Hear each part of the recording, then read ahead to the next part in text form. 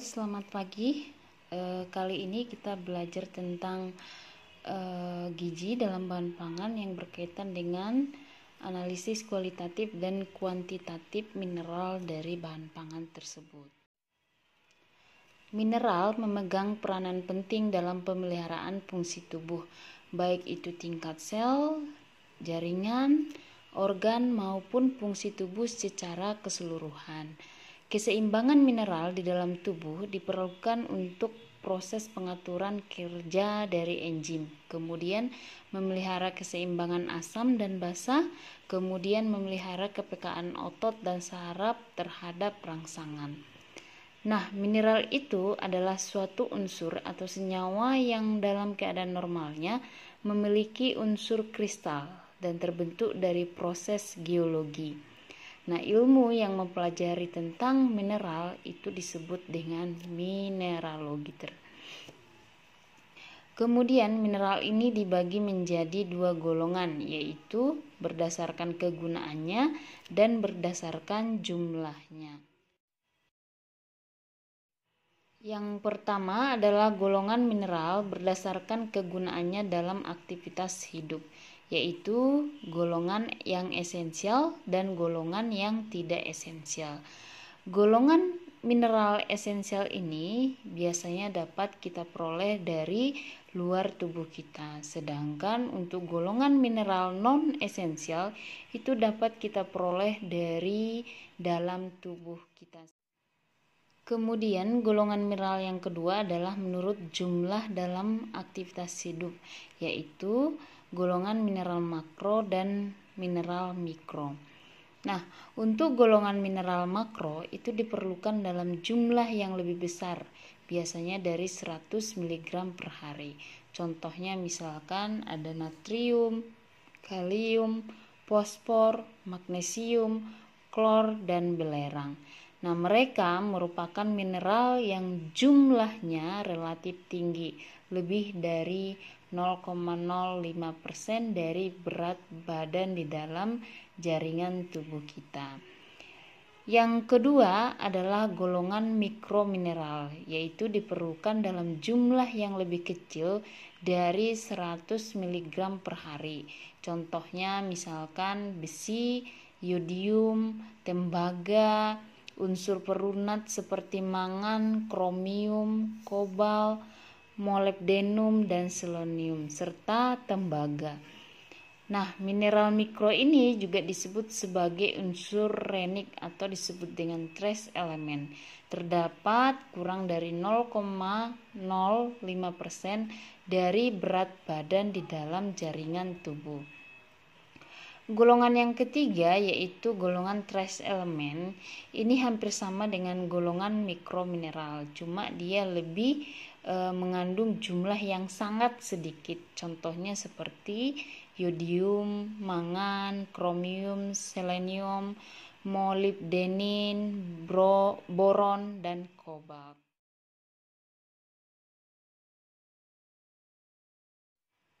Untuk mengetahui apakah golongan tersebut dapat berfungsi dalam aktivitas hidup kita sehari-hari, kita perlu melakukan analisisnya, yaitu dengan analisa kuantitatif dan analisa kualitatif dari mineral tersebut.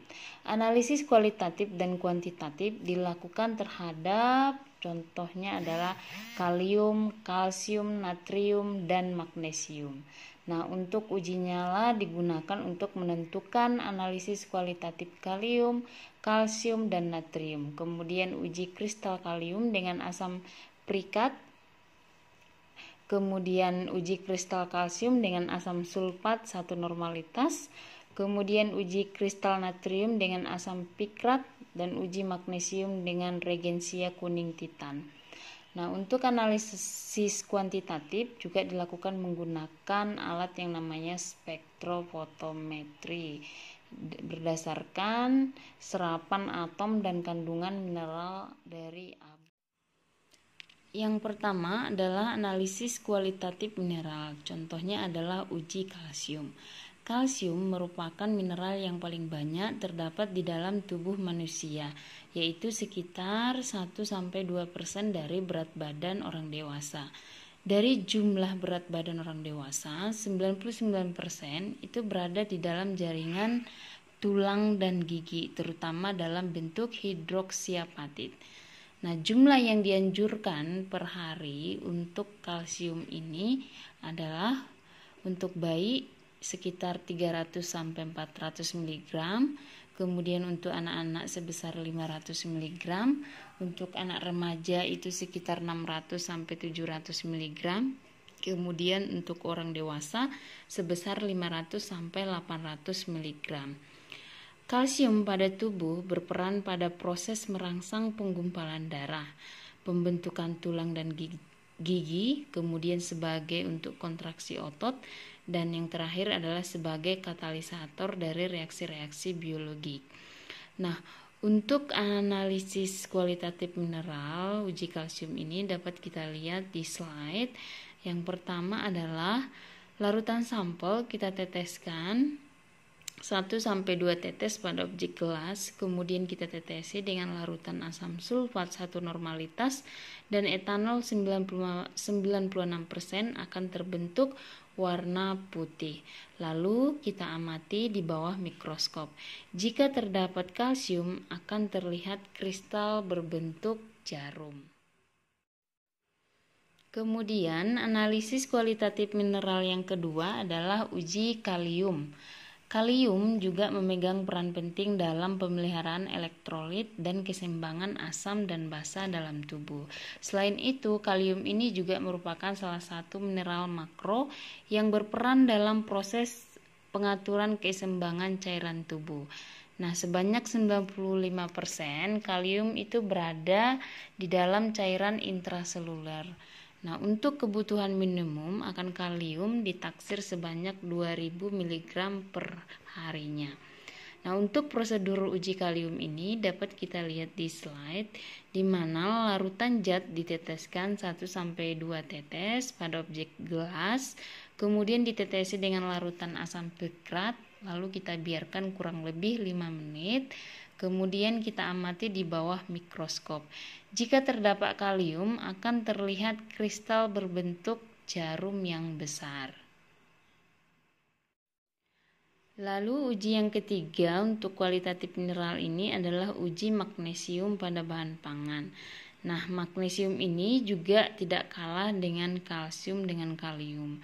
Nah, ini magnesium memegang peran penting dalam lebih dari 300 jenis sistem enzim di dalam tubuh. Untuk kecukupan magnesium rata-rata sehari untuk tubuh kita di Indonesia ditetapkan sekitar 4,5 mg per kilogram dari berat badan. Untuk prosedurnya kita lihat di slide. Pertama-tama dimasukkan 1 ml larutan sampel ke dalam tabung reaksi, lalu kita tambahkan 5-6 tetes natrium hidroksida 2 normalitas dan 3 tetes larutan kuning titan 0,1%. Lalu jika dihasilkan endapan merah terang, berarti menunjukkan adanya magnesium di dalam sampel tersebut. Kemudian, bagaimana dengan analisis kuantitatif dari mineral?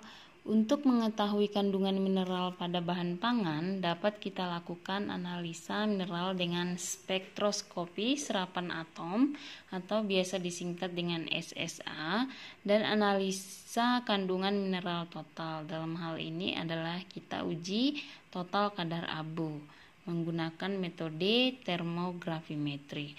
Nah, untuk analisis spektrofotometri serapan atom itu digunakan untuk analisis unsur-unsur mineral dalam jumlah yang sekelumit atau sedikit atau biasanya disebut dengan trace, dan sangat sekelumit atau sangat sedikit atau disebut juga dengan ultra trace. Nah, cara analisis ini memberikan kadar total unsur mineral dalam suatu sampel dan tidak tergantung dari bentuk molekul mineral dalam sampel tersebut. Cara ini biasanya cocok untuk analisis sekelumit mineral karena mempunyai kepekaan yang tinggi. Nah, untuk batas deteksinya kurang dari 1 ppm. Pelaksanaannya relatif sederhana dan interval frekuensinya juga sedikit. Nah, proses yang terjadi ketika dilakukan analisis dengan menggunakan spektrofotometri atom dengan cara proses absorpsi, yaitu penyerapan energi radiasi oleh atom-atom yang berada pada tingkat dasar. Nah, atom-atom tersebutlah menyerap radiasi pada panjang gelombang tertentu, tergantung daripada sifat atom tersebut. Sebagai contoh, misalkan kalsium itu menyerap radiasi pada panjang gelombang 422,7 nanometer. Kemudian untuk natrium pada 589 nanometer. Sementara kalium menyerap pada panjang gelombang sekitar 766,5 nanometer. Dengan menyerap energi, maka atom akan memperoleh energi sehingga suatu atom pada keadaan dasar dapat ditingkatkan menjadi ke tingkat yang lebih tinggi. Nah, selanjutnya untuk analisa kandungan mineral total dengan menghitung kadar abu dengan cara metode basah dan metode kering.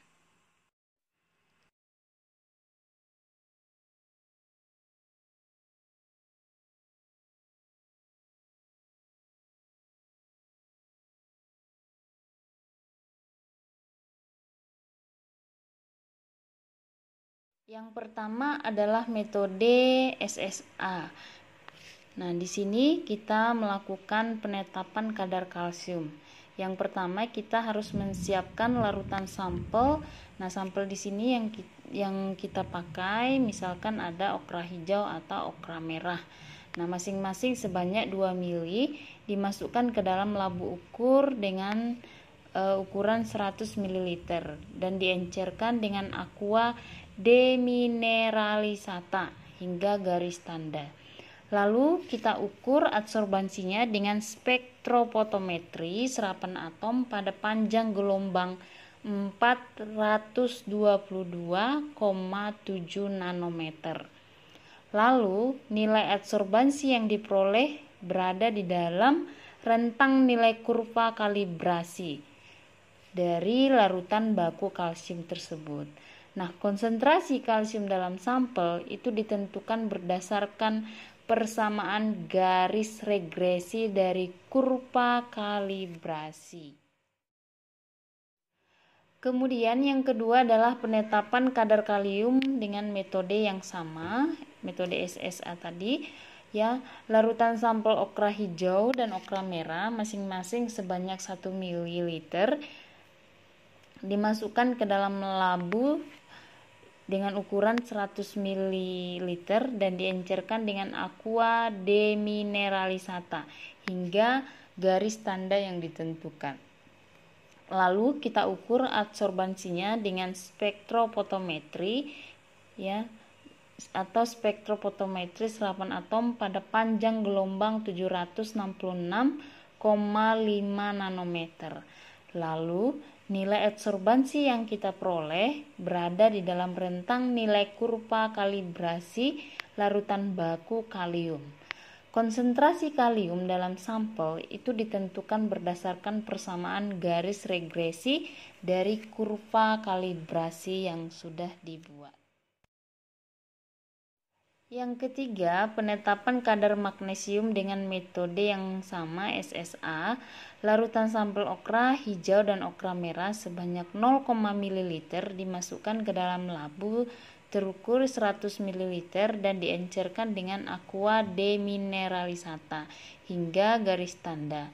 Lalu diukur absorbansinya dengan spektrofotometri serapan atom pada panjang gelombang 285,2 nanometer. Lalu nilai absorbansi yang diperoleh berada di dalam rentang nilai kurva kalibrasi larutan baku magnesium.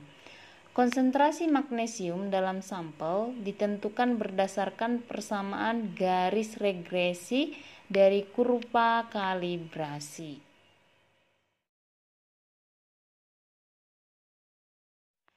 Metode yang lain untuk uji kuantitatif mineral, contohnya kalsium dapat kita lihat di slide. Nah, kalsium diendapkan sebagai kalsium oksalat.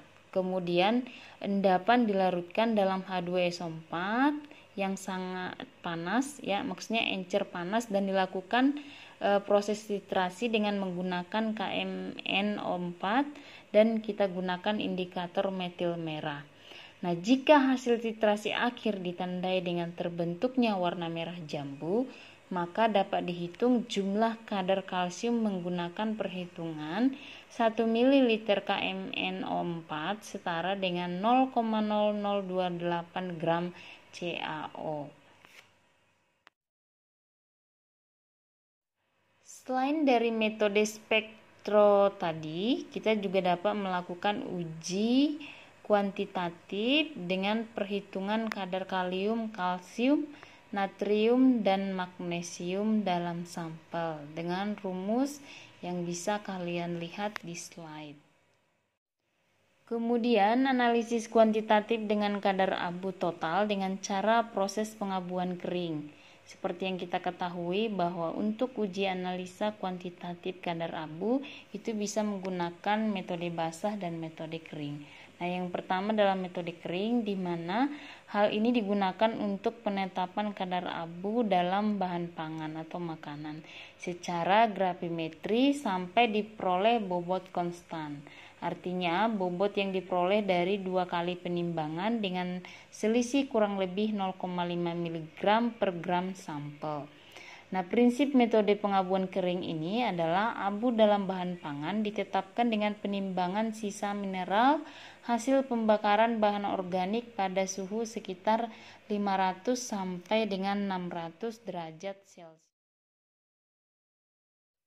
Untuk uji analisisnya kita harus lakukan proses preparasi sampel, di mana berat sampel yang akan diabukan itu bergantung pada jenis bahan yang diabukan. Lalu bahan yang mempunyai kadar air tinggi harus dikeringkan terlebih dahulu supaya mudah diabukan.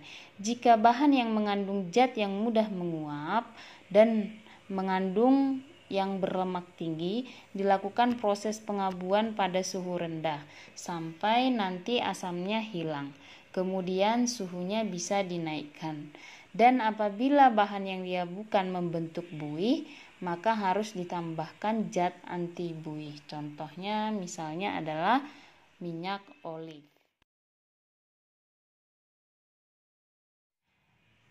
Nah, suhu pengabuan harus diperhatikan karena banyak elemen abu yang dapat menguap pada suhu yang tinggi.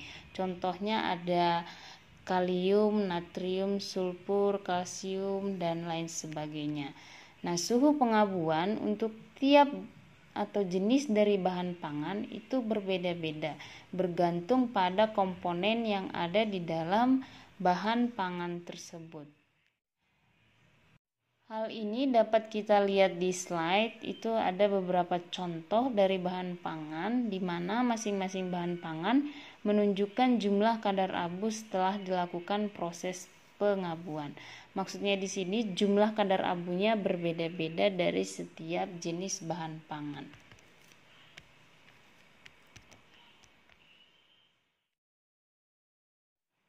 Kemudian metode pengabuan cara basah untuk kadar abu total yaitu memberikan reagen kimia tertentu ke dalam bahan pangan sebelum dilakukan proses pengabuan. Contohnya adalah asam sulfat dan campuran asam sulfat serta potasium sulfat.